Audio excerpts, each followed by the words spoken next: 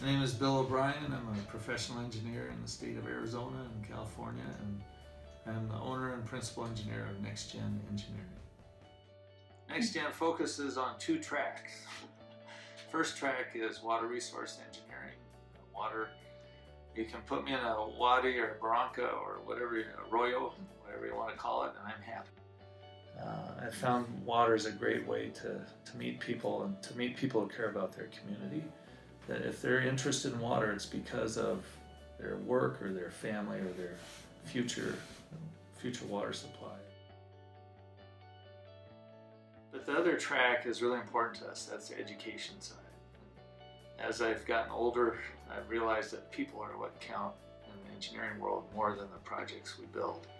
And so I've really invested a lot in trying to start a Fundamentals of Engineering class. That's the first test in the state process of getting an engineering license. And then we also train interns. So there's an active intern program here. It's a review of the basic academic principles that you studied for engineering. So it includes math. There's a lot of math. There's chemistry, there's physics, there's statics and dynamics. Those become put in this broad, flat as a pancake test called Fundamentals of Engineering. So it's not real deep on each of those subjects, but you have to review the main principles of each of those.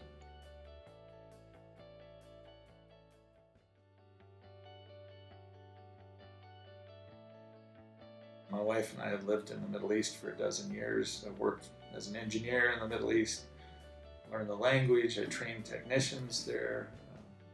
I did my graduate work at American University of Beirut in Lebanon, and that's where I was first introduced to the idea of a refugee.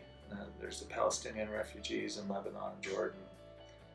And so I learned what life is like for forcibly displaced people. They set up a camp, and that can become home even for decades. So that was something that I always wanted to try and be involved with, helping people. Those who have a technical degree, like one of my friends from Iraq, he's a civil engineer in Iraq. He had a big job there. He had a nice house, and he had to leave it all. He comes here. He doesn't have a credential that anybody can hire him on, and it just breaks my heart sometimes. These guys with all the brains of a good engineer and responsibility, but because of language or just because they've had to move here, they're pushing carts at Walmart or someplace. It's like that. All that technical knowledge and experience is just kind of being lost. So that was one of the driving forces for the FE class, was that we could get people through an American credential that would show that they know their engineering stuff, that they could be hired as an engineer or assistant engineer. So because I speak some of the language and know the culture, it's been a natural to welcome some of these families here in Tucson. They're forced into this new culture of America, and there's very few bridge people, and engineers are probably good at being bridge people. So, but I think that's the point, that when you're at the end of your life and look back, were you a bridge person or did you build walls?